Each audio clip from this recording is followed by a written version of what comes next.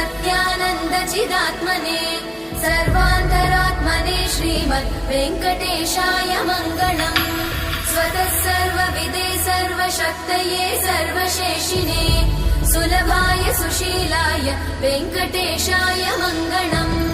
परस्मै ब्रह्मणे पूर्णकामाय परमात्मने प्रयुञ्जे परतत्त्वाय वेङ्कटेशाय मङ्गलम्।